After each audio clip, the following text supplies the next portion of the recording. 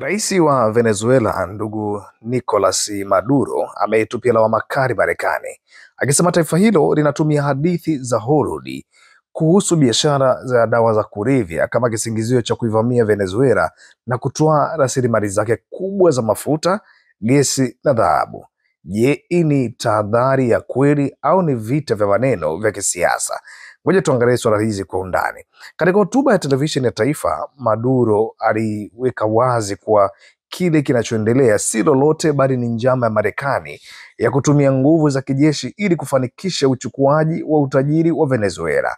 Kwa maneno yake mwenyewe alisema wameunda simulizi za Hollywood kuhusu narco trafficking ili kuhalalisha invasion, yaani uvamizi, lakini ukweli ni mmoja: wanataka mafuta yetu, wanataka gesi yetu, wanataka dhahabu yetu. Alisisitiza kuwa majeshi ya Marekani yaliyojikusanyika katika bahari ya Caribbean yamepangwa si kwa ajili ya usalama wala haki, bali kwa lengo moja tu: kudhibiti rasilimali asilia za Venezuela. Marekani na Venezuela wamekuwa kwenye uhusiano wa mvutano kwa muda mrefu, hasa tangu enzi za marehemu Hugo Chavez. Venezuela ina hifadhi kubwa ya zaidi ya mafuta duniani, pia ina utajiri mkubwa wa dhahabu na gesi asilia. Washington kwa muda mrefu imekuwa ikiweka vikwazo dhidi ya serikali ya Venezuela, ikidai ukiukwaji wa haki za binadamu na ufisadi. Lakini kwa upande wa Caracas, vikwazo hivi ni sehemu ya vita vya kiuchumi vinavyolenga kudhoofisha serikali ya kijamaa na kuilazimisha ifuate matakwa ya Marekani. Kwa wiki kadhaa, ripoti zinaonyesha kuongezeka kwa harakati za kijeshi za Marekani katika eneo la Caribbean. Manowari na meli za kivita zimeripotiwa zikiwa kwenye mazoezi ya kijeshi karibu na pwani ya Venezuela.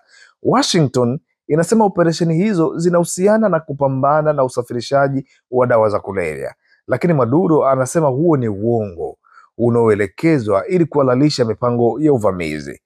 Kwa mtazamo wake, kila kitu kinafanana na hadithi za filamu za Hollywood, ambapo mabaya huletwa na maafisa wa Marekani wanakuja kuokoa dunia, lakini safari hii filamu hiyo inalenga Venezuela.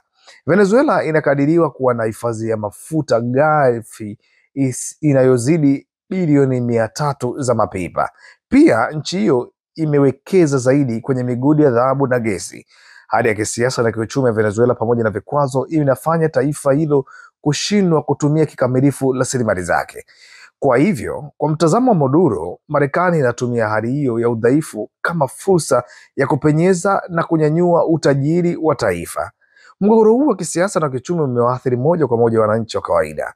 Uhaba wa bidhaa muhimu kama dawa, kudorora kwa thamani ya fedha, mamilioni ya wananchi wamelazimika kuhama nchi kutafuta maisha bora.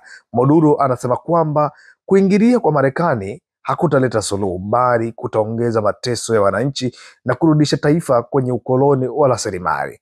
Kauli ya Rais Nicolas Maduro imezua maswali makubwa. Ni je, Marekani kweli inajiandaa kuivamia Venezuela kwa lengo la kutoa mafuta, gesi na dhahabu, au ni siasa za ndani ambapo Maduro anatumia kisingizio cha tishio la Marekani kuimarisha nafasi yake ya kisiasa ndani ya taifa?